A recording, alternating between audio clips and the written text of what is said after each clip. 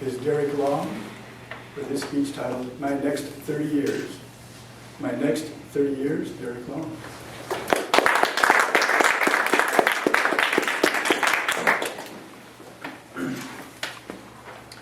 How many country western singers does it take to change a light bulb? Just two.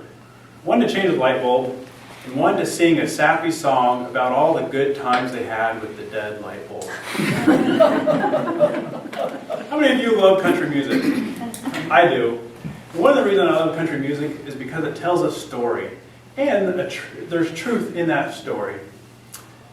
Mr. Toastmaster, fellow Toastmasters and guests, I recently turned 30 years old, and I was in my truck at a red traffic light, sitting there, country radio station on the dial, and a song came on. It was Tim McGraw's My Next 30 Years. Maybe you know it. But it's about a man who's on his 30th birthday reflecting about his past 30 years and making goals and determinations for his next 30 years. For example, he says, I'm going to watch my weight, maybe eat a few more salads and not stay up so late. So there I was, turning 30 and thinking, I should do the same. Look at what my past 30 years were and what I want my next 30 years to be. So I came up with 3 principles.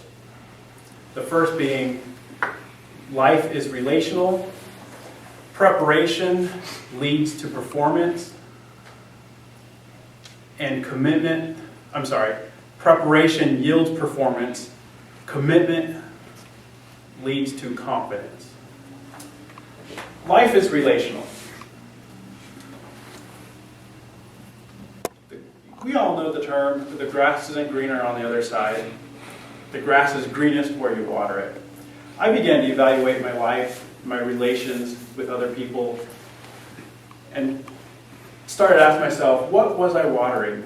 Who was I watering? And how was I watering it? I recently, in my 30s, got married. I had a long road of broken hearts and failed relationships, but I began to evaluate where and how I was watering those relationships. And yes, thank you, Eric, for mentioning my wife and how that relationship came to be. And I watered and nurtured that relationship. Life is relational. It's about people. Make your words count and count your words.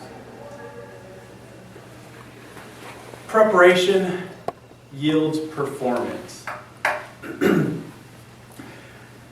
I recently changed jobs, and it was an opportunity that I didn't go looking for. It just came to me. But I was in a place to where in my existing job, I was finding my niche. I was working hard, doing the preparation, the back-end work that when that opportunity came about for a new job, I was ready to step in and take that job. Louis Pasteur, the microbiologist who discovered germs and perfected the pasteurization, he once said that fortune favors the prepared mind. Meaning, a scientist is doing these experiments, looking at the world in a scientific way. But if he doesn't have his mind, his eye trained to look for certain things in those experiments, he's going to miss out on what he's supposed to see. And I find that true in our jobs. If we're not doing the preparation, the background work, finding our niche, working hard, we might miss that opportunity or not be ready to step into that opportunity, that job. Relentless preparation leads to reflexive performance. Third principle that I came up with as I evaluate my past 30 years, looking to my next 30 years, was commitment leads to confidence. What was I committing my life to be? What sort of things did I need to make a further commitment to in my life? And one of those areas was public speaking and making a commitment. I had joined Toastmasters, but making that commitment to give one speech per month gave me the confidence to show improvement. Just as Mr.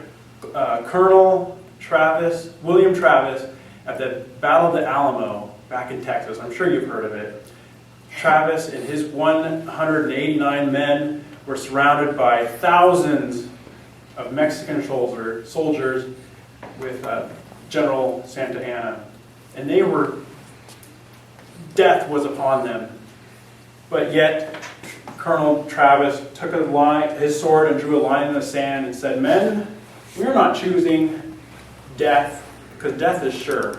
We are choosing how we are going to die.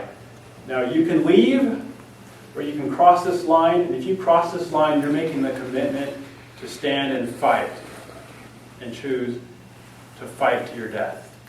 And all but one of those men took that step, that commitment to cross that line. And by doing so, they could fight in confidence.